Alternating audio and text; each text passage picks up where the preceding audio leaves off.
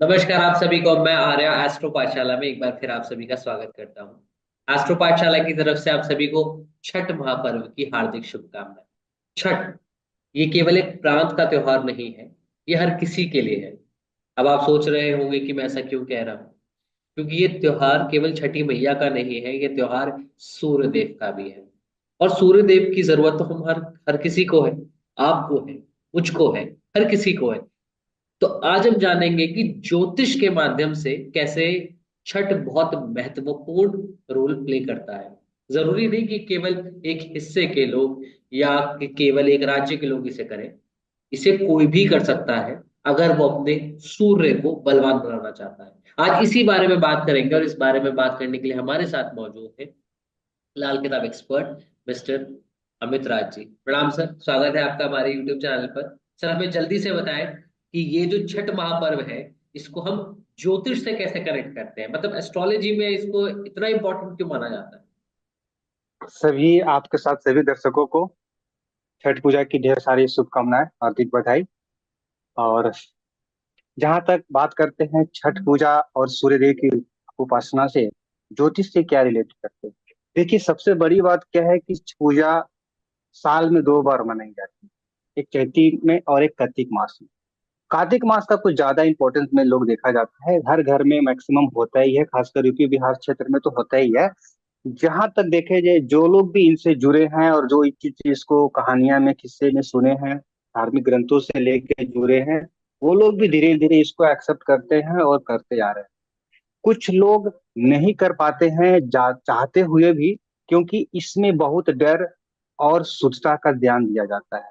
जिस घर में छोटे छोटे बच्चे हों या घर में कोई कारण से सुविधा मौजूद नहीं हो पाती है, तो लोग नहीं कर पाते, क्योंकि ये आम तौर से ऐसा कोई त्योहार नहीं है, ऐसा कोई व्रत नहीं है कि जो सब लोग कर सके। डर के कारण नहीं कर पाते, क्योंकि इसके लिए एक सेपरेट जगह चाहिए। 4 दिन का त्योहार है, हर चीज को से लेके बड़ी चीज तक काफी बारीकी से ध्यान दिया जाता है, और तभी लोग करते हैं। एक तरह से सामाजिक रूप से एक पारिवारिक त्योहार है जो लोग करते आ रहे हैं सदियों से, हम लोग उनसे देखे समझे हैं। और एस्ट्रोलॉजर के माध्यम से जब हमने एस्ट्रोलॉजर से जुड़े और इसके हिसाब से मैंने इसके रिसर्च में देखा, तो देखा कि बहुत ही अच्छा है। और ये ज्योतिष लाइन के ही कारण से बहुत लोग इससे जुड़े हुए हैं, किसी कहानियों तक तो है ही। अब इसको देखते हैं वैदिक ज्योतिष में और लाल किताब में, तो इसका काफी महत्व है। अक्सर देखा जाता है कि लाल किताब में और वैदिक ज्योतिष में हम लोग सूर्य से रिलेटेड उपाय देते रहते हैं, बताते रहते हैं। और खास करके सूर्य ग्रह, तो सूर्य ग्रह क्या है? सभी ग्रहों के राजा हैं। जिस कुंडली में सूर्य ग्रह अगर पीड़ित हो, या सूर्य ग्रह सब शुभ फल नहीं दे पा रहे हैं, तटस्थ हो, तो उस व्यक्ति का मान सम्मान सामाजिक स्तर पे कम हो जाता है। काफी काम धंधा करने के बाद भी उस व्यक्ति का जस नहीं मिलता है, ख्यातियां नहीं मिलती है। व्यक्ति निराशा, होपलेस रहता है। कारण क्या है? सूर्य डाउन है, पीड़ित है। अब उस व्यक्ति को समझ में नहीं आता है कि मेरे कुंडली में सूर्य खराब है कि अच्छा है। जनरली लोग ज्योतिष के पास जाते हैं तो समझ लेते हैं, तो उनको ज्योतिषीय उपाय बताया जाता है, अगला करता है, उनके उपाय करने से उनको ठीक हो जाता है। लेकिन जब छठ पूजा से रिलेटेड देखते हैं कि छठ पूजा का इम्पोर्टेंस क्या है, कब कब किससे कहानियों में, रामायण में, महाभारत में देवताओं द्वारा सब करने की बात बताई गई है, सभी ने किया है। रामायण में माता जानकी जी ने भी किया है, श्री रामचंद्र जी के साथ भी उनकी उल्लेख है। महाभारत में द्रौपदी जी ने भी किया है, पांडव को जब कष्ट में थे तब भी किया गया। दूसरी कहानी देखें कि राजा त्रिवध जो थे वो भी पुत्र रूप से परेशान थे, पुत्र संतान से उनकी प्राप्ति नहीं हो पा रही थी। कहा गया था कि इससे कहानी में पढ़ने को मिलता है कि उनके जब पुत्र हुआ तो मृत्यु पुत्र हुआ, तो महर्षि कश्यप के द्वारा उन्होंने एक यज्ञ बताया, और वो यज्ञ करने के साथ में उनकी छठी मैया की कृपा से पुत्र जीवित हुआ। तो अब देखा जाता है कि संतान प्राप्ति के लिए, घर में सुख समृद्धि के लिए छठ पूजा काफी महत्व रखता है। आज के दिन में तो ये हर घर में है, हर व्यक्ति से जुड़ा हुआ है। जो व्यक्ति संतान सुख नहीं प्राप्त कर पा रहे हैं, ख्याति नहीं प्राप्त कर पा रहे हैं, सुख सुविधा से वंचित है, शारीरिक रूप से परेशान है, वो छठ पूजा में सम्मिलित हो रहे हैं। अब जिनके घरों में होते आ रहे हैं वो चीज तो बचपन से उनको जानते हैं कि हाँ, ये हम लोग करते आ रहे हैं, ये हमारे लिए ट्रेडिशनल बन गया है और लोग करते आ रहे हैं। लेकिन अब जो लोग कुंडली के हिसाब से देखें या अपने बिना कुंडली के भी, जिनका कुंडली नहीं है और अपने दैनिक जीवन में देखते आ रहे हैं कि हाँ सालों से मेरी जो है ये प्रॉब्लम चली आ रही है, जैसे मेरा नाम सुनाम नहीं हो पा रहा है, ख्यातियां नहीं मिल पा रही है, शारीरिक रूप से परेशान है, खासकर चर्म रोग से परेशान है, आए दिन कुछ ना कुछ प्रॉब्लम रहती है। तो देखा जाए तो ऐसे में क्या होता है कि सूर्य उनके कुंडली में सही पोजीशन में, सही भाव में नहीं बैठे रहते। जैसे कि अब किताब, लाल किताब के हिसाब से देखें, ज्योतिष के हिसाब से देखें, तो सूर्य जिनके लग्न भाव में बैठ गया हो, लग्न में बैठा अगर राहु अगर लग्न भाव में बैठ गया हो, तो उनकी सूर्य कहीं बैठता है उसको खराब फल देगा, यानी कि उसकी वजूद पे नहीं मिलता है, क्योंकि वो लग्न भाव जो है, एक तरीके से देखा जाए तो सूर्य का अपना घर है। अब वहां राहु बैठ गया तो वो डिस्टर्ब भी करेगा। तो इस तरह से देखा जाए कि अगर तुला लगन की कुंडली हो, वृषभ लगन की कुंडली हो, वहां भी सूर्य जो है तटस्थ हो जाते हैं, वो नहीं दे पाते हैं जो सुख सुविधा या जो फल देना चाहिए। यानी कि सूर्य किसी न किसी रूप में पीड़ित हो जाती है, किसी ग्रह के युक्ति के कारण या किसी भाव के कारण। अब व्यक्ति डिस्टर्ब रहता है। कहा भी गया है कि कुंडली में ग्रहों का राजा सूर्य है, और जब राजा ही पीड़ित है तो बाकी ग्रह कैसे कर सकते हैं। नैसर्गिक भाव से देखें तो सूर्य हमेशा शुभ फल देने वाले ग्रह है, राजा है, तो व्यक्तियों के मान सम्मान ख्याति में स्वरूप में वहन करते हैं।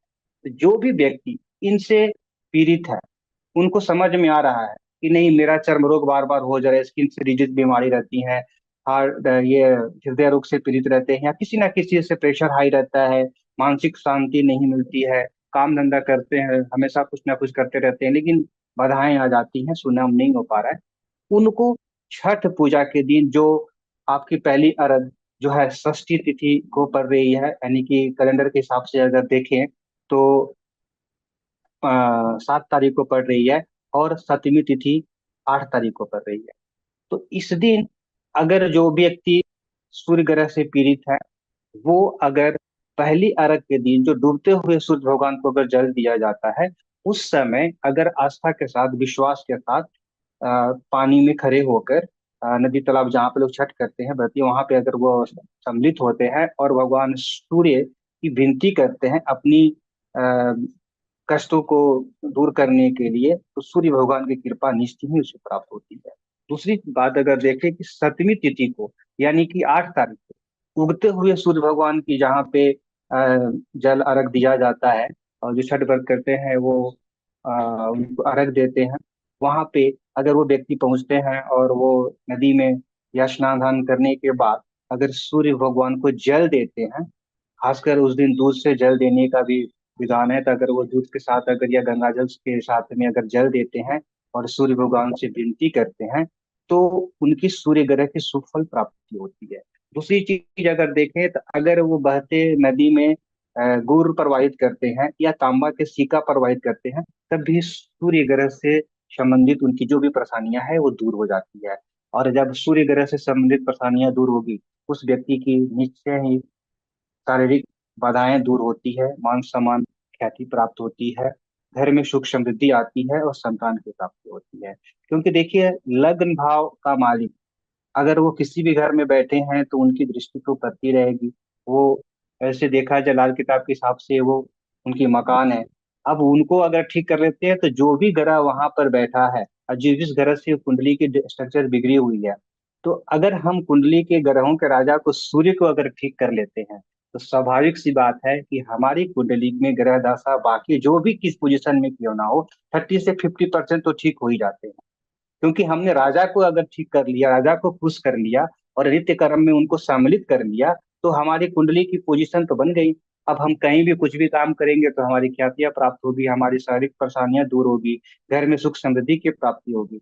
इस विशेष तौर पे अगर ये देखे जाए कि छठ पूजा ऐसे नहीं है कि पार्टिकुलर किसी प्रदेश के लिए या किसी प्रांत के लिए बना हुआ है, नहीं। छठ पूजा उन सबके लिए है जो सूर्य ग्रह को मानते हैं, सूर्य देव को मानते हैं। सूर्य को नारायण के रूप देखा गया है, कहा शास्त्रों में सूर्य भगवान को विष्णु का अवतार भी कहा गया है। तो ये इस तरह से अगर देखें तो भगवान सूर्य की उपासना करना, उनकी पूजा करना, उनकी मंत्रों का उच्चारण करना, ये बहुत ही शुभ और सही माना गया है हमारे वैदिक सिस्टम के हिसाब से, लाल किताब के हिसाब से, या कोई भी ज्योतिष पद्धति अगर देखे, जन्मी देखे, लाल किताब देखें, वैदिक देखे, केपी सोजर देखे, कश्यप जी के अगर कोई भी क्लासिकल बुक देखते हैं, सब में सूर्य की प्रधानता दी बताई गई है। और सूर्य यानी कि राजा अगर अच्छे पोजीशन में आ जाए, या अगर हमारी कुंडली में सही नहीं है, मान गए हमारे चरित्र से, हमारी व्यक्तिगत व्यवहार समझ में आ रहा है कि नहीं, हमें मेरी सूर्य ग्रह की कहीं ना कहीं पोजीशन खराब लग रही है, तो जो व्यक्ति अगर कुंडली विश्लेषण भी करा लेते हैं और उसके हिसाब से अगर उपाय करे, तब भी उनका फल प्राप्त अच्छा हो जाएगा। और जो नहीं कुंडली विश्लेषण करा पा रहे हैं, टाइम डेट ऑफ बर्थ वगैरह से कोई समस्या है, नहीं आ पा रही है, तो उनको विशेष रूप से अपने व्यक्तिगत जीवन में होने वाली घटनाओं को जरूर एक बार स्मरण करना चाहिए कि हमें क्या हो रहा है, क्यों हमें हर काम लेट से हो रहा है, क्यों हमें ख्याति नहीं मिल पा रही, क्यों हमारे से जो स्वराज्य है हमारा होता जा रहा है, क्यों।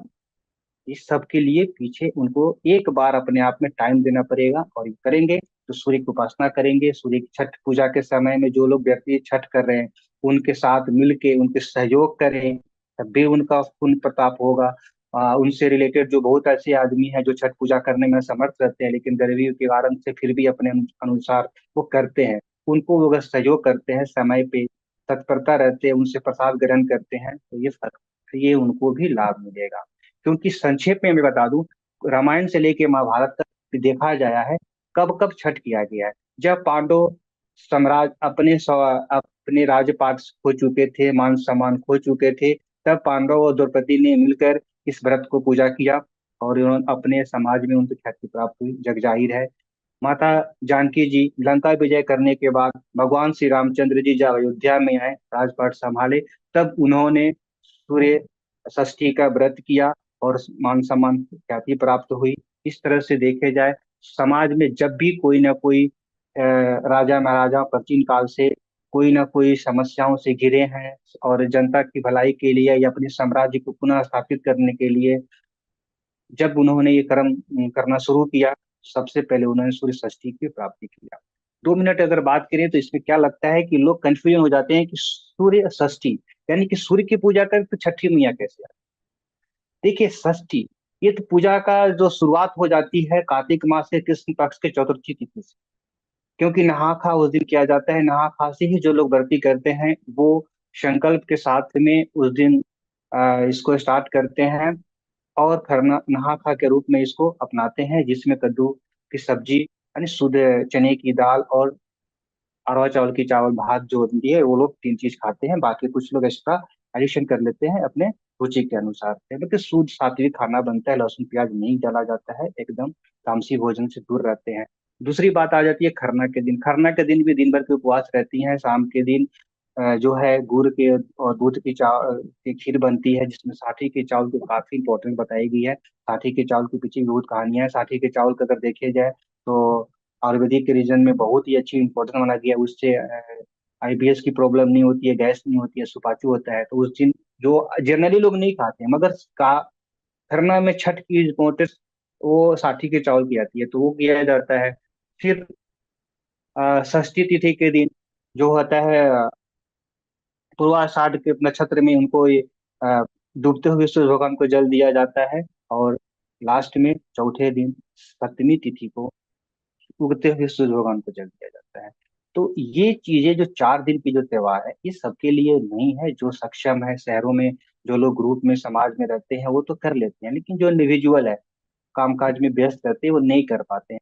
तो वो जो लोग जहाँ छठ हो रही है वहां पे सहयोग दें, वहां पे टाइम दें, तो उनको ज्यादा तो नहीं मगर कुछ तो फल प्राप्त होगा। जब कुछ से ही तो बहुत कुछ होता है।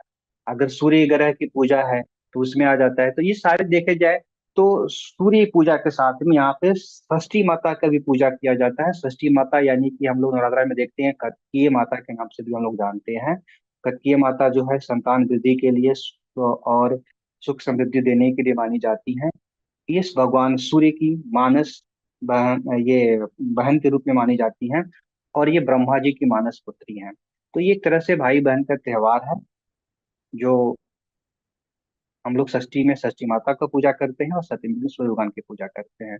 और प्राकृतिक रूप से देखें तो और भी इसमें ज्यादा निखार आ जाता है, क्योंकि ये जलाशय के आसपास में होते हैं, नदी तालाब झरने के साथ में होते हैं। 2 दिन पहले से ही लोग साफ सफाई करते हैं। प्राकृतिक का एक त्योहार मान के रूप में भी लोग करते हैं, आस्था विश्वास का तो है ही।